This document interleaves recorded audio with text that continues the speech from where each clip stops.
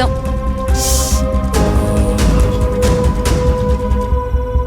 രുദ്രൻ ടീമിനെ ഇതിനു വേണ്ടി ആശ്രയിക്കരുതെന്ന് ഞാൻ വിചാരിച്ചിരുന്നത്. അവന്മാര് ചുമ്മാ വാചകാടി മാത്രമേ ഉള്ളൂ. ഒരു കുന്തോ അവന്മാരെ കൊണ്ട് നടക്കില്ല. അവന്മാരുടെ ഡയലോഗടി കേട്ടപ്പോ ഞാൻ ഒരുപാട് പ്രതീക്ഷിച്ചു. അവളുമാര് മോഴക്കുന്നിൽ എത്തും മുമ്പേ രുദ്രനും ടീമും കൊത്തിയെടുക്കുമെന്നാ കരുതിയിരുന്നത്. 5 എണ്ണോ നമ്മുടെ മുമ്പിൽ കൂടെ ഞെളിഞ്ഞു കയറി പോയപ്പോ നമ്മളാ ഫ്രീസ് ആയത്. 5 സുന്ദരികളെ ഒതുക്കണമെങ്കിൽ നമ്മൾ തന്നെ മുന്നിട്ടിറങ്ങേണ്ടി വരും. ഇനി രുദ്രനെ ആശ്രയിച്ചിട്ട് ഒരു കാര്യമില്ല. നമുക്ക് നമ്മുടെ വഴിയെ നോക്കാം. 5 സുന്ദരികളെ വഴിയാധാരമാക്കണം. എന്നിട്ടേ ഞാൻ അടങ്ങും.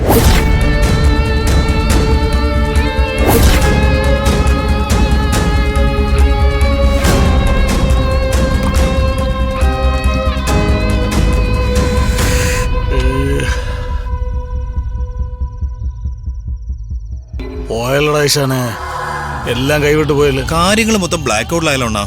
5 സുന്ദരികൾ സുരക്ഷിതരായി ഹോസ്റ്റലിലെത്തി. എന്നിട്ട് നമ്മുടെ ആളുകളവിടെ. അവർ 5 സുന്ദരികളെ കണ്ടുമുട്ടിയില്ലേ? നീ എന്റെ അടുത്ത് ചോദിച്ചാ ഞാൻ എന്തോന്ന് പറയണ? അവന്മാര് ചോദിക്കണം അവിടെ എന്താണ് സംഭവിച്ചെന്നുള്ളത്. പക്ഷെ അത് അവന്മാര് പറയണം. അതിന് അവന്മാരെ ഫോൺ വിളിച്ചിട്ട് കിട്ടുന്നില്ലല്ലോ. ആരവിന് 5 സുന്ദരികളെ ഒരുമിച്ച് കിട്ടിയിട്ടൊന്നും സംഭവിച്ചിട്ടില്ല.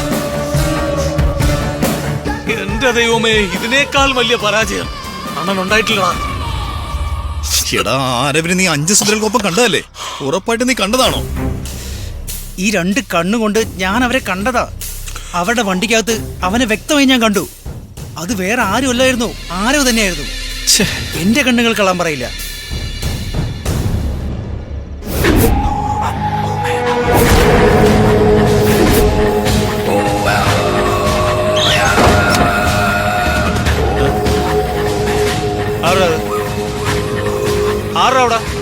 ചേട്ടാ, അത് കാറ്റത്ത് തുറന്നതാ.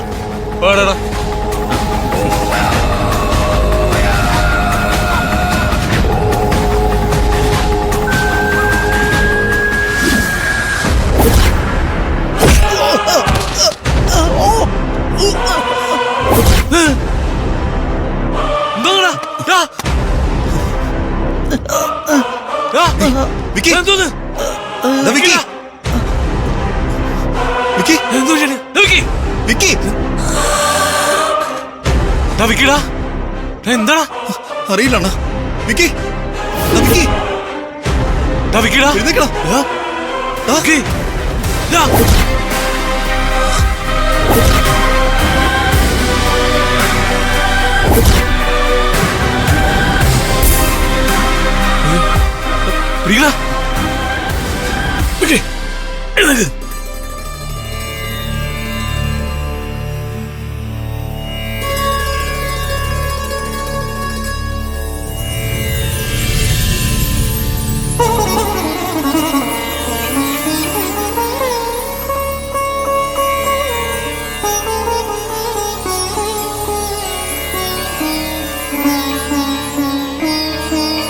വല്യച്ഛ,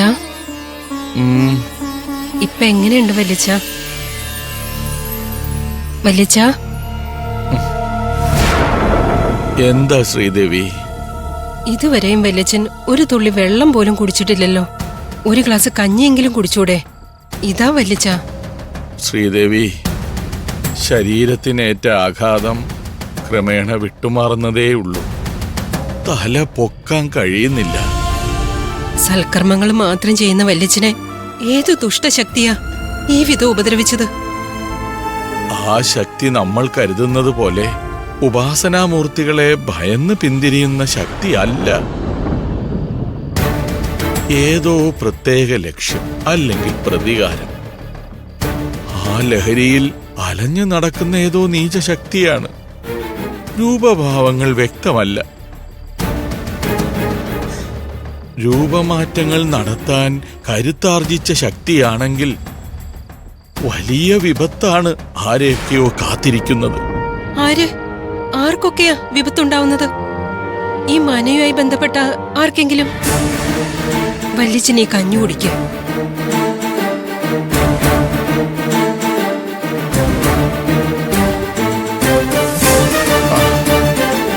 മതി ശ്രീദേവി, തളർച്ച ഒന്ന് മാറട്ടെ, അത് കഴിഞ്ഞാകാം. കുറച്ചു നേരം കൂടി കിടക്കട്ടെ. വീണ്ടും പഴയതുപോലെ എഴുന്നേറ്റ് സഞ്ചരിക്കാൻ പരദേവതകൾ കായബലം തരട്ടെ. വല്യച്ഛ, ആർക്കൊക്കെയോ വിപത്തുണ്ടാവുന്ന് പറഞ്ഞല്ലോ. അതാർക്കൊക്കെയാ?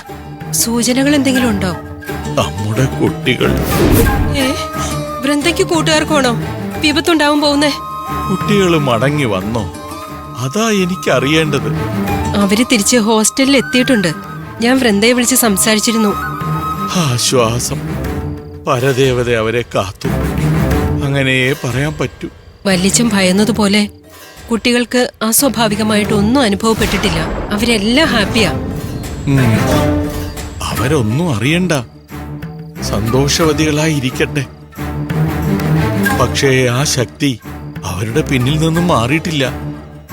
അവരറിയാതെയോ അവരറിയാതെ അവർക്കൊപ്പമോ ആ ശക്തിയും സഞ്ചരിക്കുന്നുണ്ട്. നമ്മുടെ കുട്ടികൾക്കൊപ്പം ആ ശക്തി എന്തിന് സഞ്ചരിക്കുന്നു?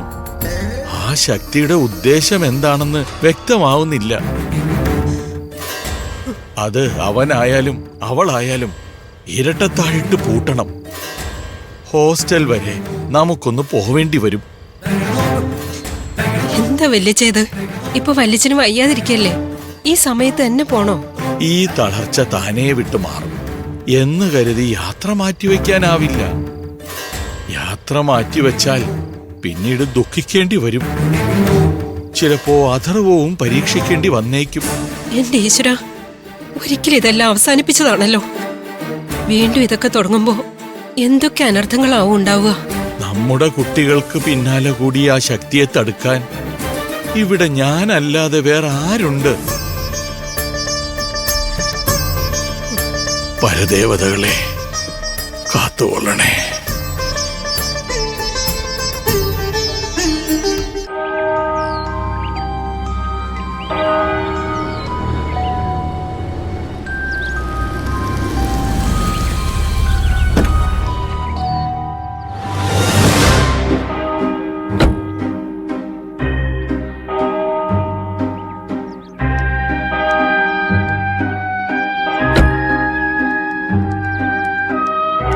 മാഡം, നല്ല സമയത്താണല്ലോ നമ്മള് വന്നത്. ദേ പള്ളിമണി കേൾക്കണു. ഇവിടുത്തെ കപ്പ്യാര് മന്ദാകിനിയുടെ ഭർത്താവിന്റെ കൂട്ടുകാരനാണെന്നല്ലേ പറഞ്ഞത്? പിന്നെ അവര് തമ്മിൽ വലിയ കൂട്ടാ. മാഡം വാ, നമുക്ക് കപ്പ്യാരെ കാണാം. അല്ല, നമ്മൾ വന്നത് അച്ഛനെ കാണാനല്ലേ, കപ്പ്യാരെ കാണാനല്ലല്ലോ. ഇവിടെ കപ്പ്യാരാ മാഡം എല്ലാം തീരുമാനിക്കുന്നത്. കപ്പ്യാരെ കണ്ടാ മതി, നമ്മൾ ഉദ്ദേശിക്കുന്ന എല്ലാ കാര്യവും നടക്കും. നമുക്ക് അയാളോട് ചോദിക്കാം. അച്ഛനെ കാണാൻ വന്ന ഏതാ വിശ്വാസിയാന്നാ തോന്നണേ. ചോദിക്കാം. ഒന്ന് നിന്നേ. ഈ കപ്പ്യാര അകത്തുണ്ടോ? കപ്പ്യാരോ?